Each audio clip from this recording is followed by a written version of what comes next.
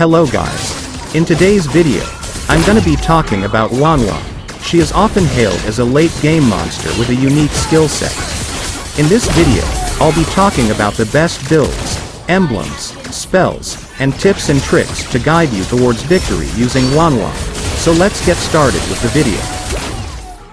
Whether you're new to Wanwan, struggling to do well with her, or just looking for some tips to improve, this video will surely help with that. So, in order to master a hero, one must understand how their passive and skills work, so let's start with her passive. With the help of her passive, when you deal damage to an enemy hero, their weaknesses and positions are exposed for 5 seconds. You will deal 67 true damage when hitting an enemy's weaknesses, and increase their damage taken from her subsequent attacks by 10% for 5 seconds. And you can also dash a short distance after each basic attacks. The dash speed scales with her attack speed. This ability is the reason why Wanwan is a potent late game hero, because this boosts both her damage and survivability. And make sure to always turn off your attack assist when using her, and that way you'll be able to use her passive to the fullest. Now, let's talk about her first skill. With the help of her first skill, Wanwan throws a fire shallow towards a targeted direction, dealing 120 physical damage, and after a short delay, the daggers will come back flying towards you, all while dealing 60 physical damage to the enemies, and the enemies that are hit by the daggers twice will be stunned for 0.5 seconds. And this skill can also trigger her passive. Her first skill is both a zoning skill and poking skill. Use this to set up a good laning stage during the early game. Now, let's talk about her second skill. With the help of her second skill, you can remove all crowd control effects from yourself immediately. And her second skill also triggers her passive Tiger Pace, and it also unleashes deadly needles to nearby enemies, dealing 150 physical damage to enemies. Her second skill is a built-in Purify, allowing you to take another battle spell for more damage or utility. When caught in a sticky situation, quickly activate this skill and back away. Since you'll be activating her passive Tiger Pace as well, you will have superior mobility versus initiators. Now, let's talk about her ultimate skill. With the help of her ultimate, Wanwan activates her crossbow and shoots arrows at an enemy hero for a few seconds, with each arrow dealing 60 physical damage. While her crossbow is activated, if Wanwan kills an enemy hero, she will switch to attacking another target, activating her crossbow for a few extra seconds. But her ultimate can only be activated by hitting all the weakness points of the enemy. If you hit the enemy from only one side, the ultimate will not be activated. You need to hit the enemy from all 4 sides in order to activate it. And the shooting of her ultimate will be regarded as a basic attack, and the amount of arrows she shoots scales with her attack speed, so make sure to build items that provides you with attack speed. Now, before we move on, here's some fun facts about Wanwan you didn't know. If she is allied with the Oriental fighters, which includes Zilong, Baxia, and Ling, she will interact with them, and she'll say the following lines when she's with Zilong. You're so good at telling lame jokes, Zilong. And when she's with Baxia. Baxia, I didn't paint that turtle on your face. And she'll say the following lines to Ling. Ling, it's so hard to see your smile. And she has an unused voice line when interacting to Yu Zhang.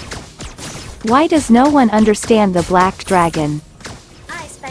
Now, let's talk about her builds.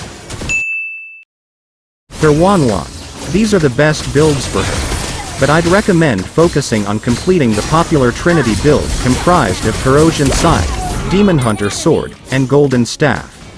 These items ensure that you will have enough attack speed and physical damage to obliterate the opponents until the mid-game.